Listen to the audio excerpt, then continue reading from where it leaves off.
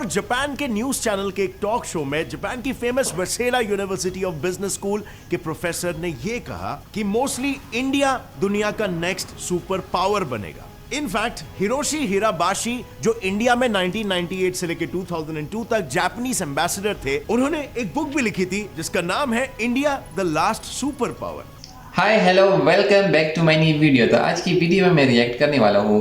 एक वीडियो है जो कि जापान की मीडिया इंडिया के बारे में कहते हैं India will be next super power. तो इस वीडियो में कितनी हकीकत है इस वीडियो के अंदर जानेंगे। बिना टाइम वेस्ट की चलिए शुरू करते हैं। हेलो फ्रेंड्स, मैं हूं गौरव और जापान के न्यूज चैनल के एक टॉक शो में जापान की famous Waseda university of business school के प्रोफेसर ने यह कहा कि मोस्टली इंडिया दुनिया का नेक्स्ट सुपर पावर बनेगा। इनफैक्ट हिरोशी हिराबाशी जो इंडिया में 1998 से लेकर 2002 तक जापानीज एम्बेसडर थे, उन्होंने एक बुक भी लिखी थी जिसका नाम है India the last super power. बस एक मिनट यहाँ पर जरा तारीफों को लगाम देते हैं। अगर हम वर्ल्ड पॉपुलेशन रिव्यू द्वारा कंडक्टेड एक सर्वे रिपोर्ट को देखें तो उसमें जापान मोस्ट इन्फ्लुएंशियल नेशन की लिस्ट में 6th पोजीशन पर आता है और इंडिया तो टॉप 10 में भी नहीं आता। एंड जापान के साथ इंडिया के इतने अच्छे फॉरेन रिलेशंस आखिर कैसे हुए? क्योंकि एक टाइम पर तो वर्ल्ड वॉर 2 की मैं बात कर रहा हूं, जैसे आप जानते होंगे इंग्लैंड के साथ मिलकर इंडिया ने जापान को घुटने पर टेक दिया था। तो फिर क्यों जापान आज की तारीख में अपने नेशनल इंटरेस्ट को इंडिया के साथ अलाइन कर रहा है? वेल, इसका जवाब ऑब्वियसली छुपा हुआ है इंडिया और जापान की हिस्ट्री में। जैसे कि आप सभी जानते हो कि जापान बुद्धिस्ट मेजॉरिटी देश है with around 67% of the population following Buddhism. और जैसे कि हम सभी ये भी जानते हैं कि बुद्धिज्म ओरिजिनेट कहां से हुआ था। And this is one of those cultural similarities जिससे इंडियंस और जापानीज नेचुरली अपने आप को काफी रिलेटेड समझते हैं। पर यह रिश्ता और भी ज्यादा गहरा हुआ था 1945 की रूसो जापानीज वॉर में। उस वॉर के दौरान छोटे से जापान ने रशिया जैसे जायंट को धूल चटा दिया था और इस जीत का नतीजा ये निकला कि उस वक्त फेमस हुए एशिया फॉर एशियंस ऐसे एंटी यूरोपियन नारे। ये नारे इंडिया के जेलों में बंद फ्रीडम फाइटर्स के कानों तक पहुंचे और जो आजादी की आग इंडिया में ऑलमोस्ट बुझ चुकी थी वो फिर से दहक उठी। लेकिन अब इस आग का फिर क्या किया जाए?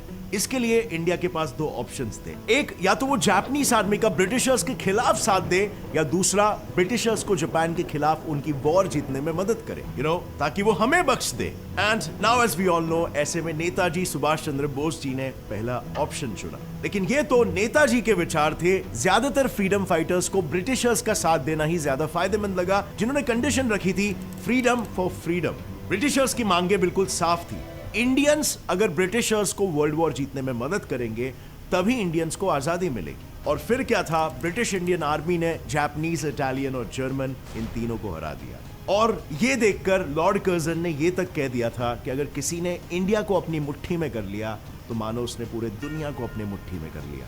लेकिन भले इंडियन आर्मी ने ब्रिटिशर्स के साथ मिलकर जापान को बुरी तरह हरा दिया था, यूएस के न्यूक्लियर बॉम्ब से चकनाचूर हुए जापान को लार्ज क्वांटिटीज में आयरन ओर सप्लाई करके फिर से अपने पैरों पर खड़ा करने का पहला कदम भी इंडिपेंडेंट इंडिया ने ही उठाया। इनफैक्ट वर्ल्ड वॉर 2 के बाद जब सारी western countries international tribunal for the far east IMTFE के जरिए जापान पर वॉर क्राइम्स का इल्जाम लगाकर उनसे पनिशमेंट के तौर पर और भी ज्यादा पैसे ऐंठना चाहती थी ताकि वो पूरी तरीके से बर्बाद हो जाए, तब अगेन इंडिया ही वो देश था जो इसके अगेंस्ट खड़ा था। इंडियन जज राधा विनोद पाल ने पूरे इंटरनेशनल पैनल के विपरीत जाकर जापान को बचाया और इस बात पर काफी स्ट्रांगली अड़े रहे कि जो कंट्री वॉर में ऑलरेडी अपना सब कुछ खो चुकी है उसे और ज्यादा पनिश करना जास्ती है। But as we all know, एक अंडर डेवलप्ड देश के ब्राउन स्किन जज की बात मानना वेस्टर्न देशों के शान के खिलाफ था और इसीलिए उन्होंने 1951 में अपनी अलग कॉन्फ्रेंस की, सैन फ्रांसिस्को पीस कॉन्फ्रेंस के नाम से, और वहां पर सभी वर्ल्ड वॉर 2 जीते हुए देश हारे हुए देशों पर दुनिया भर के रेस्ट्रिक्शंस लगाने लगे। बट गेस व्हाट, वेस्ट के तरफ से लड़ने के बावजूद भी Indian prime minister Jawaharlal Nehru ने ऐसी अनफ्रेंड्स कॉन्फ्रेंस का हिस्सा बनने से बिल्कुल इनकार कर दिया और अगले ही साल जापान के साथ अपनी एक अलग पीस ट्रीटी साइन करके जापान पर बिलीव करके उसके साथ रिलेशंस आगे बढ़ाए, जिसके जरिए इंडिया ने ऑफिशियली जापान को उसके हर छोटे बड़े प्रॉब्लम्स में मदद करने का संकल्प लिया। और आखिर इंडिया के इन्हीं सब ह्यूमैनिटेरियन एक्शंस के चलते इंडिया और जापान के रिश्ते फाइनली इतने मजबूत हुए कि लिटरली 1989 में जब उनके एम्परर शोवा चल बसे थे तब पूरे इंडिया में 2 मिनट्स का मौन रखा गया था, जिसने जापानियों के मन में इंडिया के लिए इज्जत और भी ज्यादा बढ़ा दी।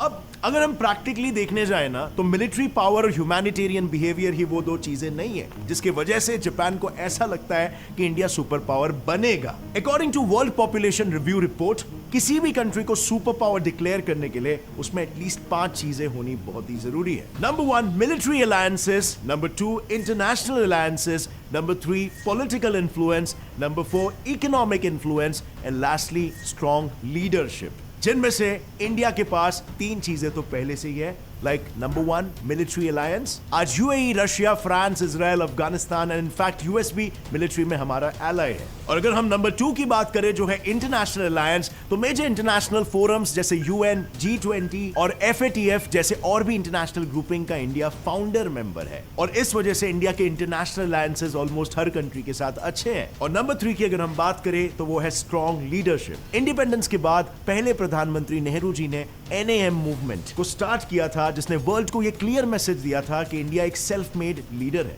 और आज भी मोदी जी के पॉलिसीज जितना हो सके इंडिया को सेल्फ रिलायंट बना रहे हैं और यही वजह है कि कोविड के टाइम पर हमने वैक्सीन खुद क्रिएट किए और हमने दुनिया बड़ी बात है, बहुत बड़ी बात है। वो भी ऐसे टाइम पे जब दुनिया भर में पैनिक और अफरा तफरी मची थी और कोई किसी की हेल्प करने को तैयार नहीं था।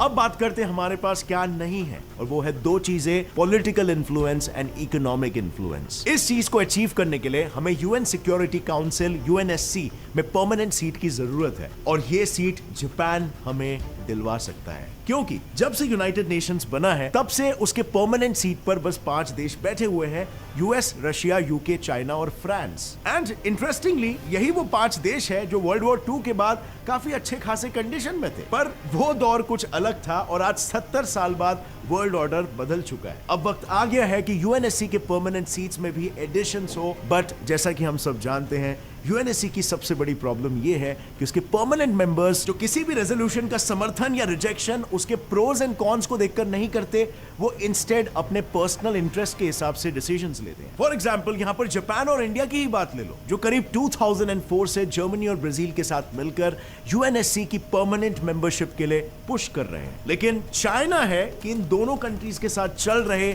अपने बॉर्डर डिस्प्यूट्स का गुस्सा यूएन में इस रेजोल्यूशन के खिलाफ देकर निकाल रहा है। लेकिन इस मामले में ट्विस्ट ये है कि चाइना का ये कहना है कि वो अपना वीटो इसीलिए यूज करता है क्योंकि उसको असली प्रॉब्लम जापान से है, इंडिया से नहीं, और इसीलिए जापान अब इंडिया को आगे पुश कर रहा है ताकि UNSC की परमानेंट सीट पर बैठकर एक ऐसा देश एशिया का प्रतिनिधित्व करे जो उस कुर्सी का इस्तेमाल पूरे एशिया की तकलीफों को सुलझाने के लिए करेगा और ना कि उस पर राज करने के वेस्टेड इंटरेस्ट के लिए। क्योंकि देखो इसमें जापान को भी जियोपॉलिटिकली बहुत फायदा है। अगर इंडिया UNSC का परमानेंट मेंबर बन गया तो वो एक नॉन परमानेंट मेंबर की तरह सिर्फ रेजोल्यूशन या पॉलिसी पर हाँ या ना नहीं करेगा, बल्कि उसके पास पॉलिसीज बनाने का और डिसीजंस लेने का भी हक आ जाएगा। यानी कल को अगर जापान चाहे तो वो इंडिया के जरिए UNSC की परमानेंट मेंबरशिप मिलने की जो प्रक्रिया है उसी में चेंजेस ला सकता है और एक डेमोक्रेटिक वोटिंग सिस्टम खड़ा कर सकता है जिसमें चाइना और अन्य परमानेंट मेंबर्स का एज सच कोई सोल से ना हो। अगर majority of non permanent members भी किसी कंट्री को एक सुपर पावर मानते हैं और उसके सपोर्ट में वोट करते हैं तो चुपचाप उसे परमानेंट सीट दे दो। इसमें ताकत भी अनेकों देशों के बीच बंट जाएगी और दुनिया के किसी भी मामले में कुछ चुनिंदा देश अपनी मनमानी नहीं कर पाएंगे। यानी all in all for all this to happen India is the key, जिसका एहसास करंट जापानीज गवर्नमेंट के साथ साथ फॉर्मर जापानीज प्रधानमंत्री शिंजो एबे को भी था, जिन्होंने ओपनली ये कहा था कि इंडिया और जापान का रिश्ता दुनिया के सबसे इंपॉर्टेंट रिश्तों में से एक है और ये जापान के नेशनल इंटरेस्ट में है कि वो इंडिया के साथ ये रिश्ता हमेशा बना कर रखे। और अगर यहाँ पर हम जापान का रिश्ता चाइना के साथ देखें तो उनका रिश्ता भी बिल्कुल सेम है जैसा हमारा रिश्ता चाइना के साथ है। उनका भी सेनकाकू आइलैंड्स को लेकर लैंड डिस्प्यूट चल रहा है। एक बोलता है ये आइलैंड मेरा है तो दूसरा बोलता है ये मेरा है, and hence the rivalry. But यहां पर अभी अगर देखा जाए तो दोनों का ट्रेड रूट इंडियन ओशन से होकर गुजरता है जिसमें चाइना के कई मेजर बेसेस भी हैं और उसमें अपॉइंटेड है 44 से भी ज्यादा सबमरीन्स जो दुश्मनी निकालने के लिए कभी भी छुपके से जापानीज ट्रेड वेसल्स को डुबा भी सकता है। बट इंडियन ओशन में इंडियन नेवी की पकड़ काफी स्ट्रांग है और इंडियन नेवी जापानीज वेसल्स के अगेंस्ट कुछ ऐसा होने नहीं देगा और इसीलिए भी जापान हमें सपोर्ट करता है। अपने दोस्त को भी ये सपोर्ट करता है ना। क्वेश्चन कि जापानीज मीडिया का यूं इंडिया की इतनी तारीफ करना उनका इंडियंस और उनके दिमाग के लिए इज्जत का नतीजा है या फिर ये रिपोर्टेज या सॉफ्ट इन्फ्लुएंसिंग का एक जरिया है जिससे इंडियंस के इमोशनल दिलों को जीतने की साजिश चल रही है for their own national interest. Well, वजह जो कुछ भी हो, लेकिन यही तो असली काम होता है ना मीडिया का, कंट्री के नेशनल इंटरेस्ट को ध्यान में रखते हुए न्यूज रिपोर्ट को पेश करना, और ना कि हर समय अपने ही देश को कोसते रहना और इश्यूज को सेंसेशनलाइज करना। मैं भी आप लोगों से एक रिक्वेस्ट करूंगा कि चैनल को ज़रूर सब्सक्राइब करना, और बाकी इस वीडियो के बारे में आप लोगों का क्या ख्याल है नीचे कमेंट सेक्शन में ज़रूर बताना। जैसे कि भाई साहब ने बताया कि ये जो जापान है इंडियंस के इमोशनल के साथ खेल रहा है, या ये हकीकत एक सच्ची बात है, क्योंकि आजकल तो मफाद का गेम है, जिसके पास आपका मफाद हो आप उसी का साथ दोगे। बाकी आप लोगों का क्या ख्याल है, आप लोग मुझसे बेहतर जानते होंगे कि हर किसी के पास अपना अपना नॉलेज होता है, तो अपनी राय कमेंट सेक्शन में ज़रूर बताना। मिलते हैं अगली न्यू वीडियो के साथ, तब तक के लिए मुझे दीजिए इजाज़त, अपना ख्याल रखिएगा, टेक केयर।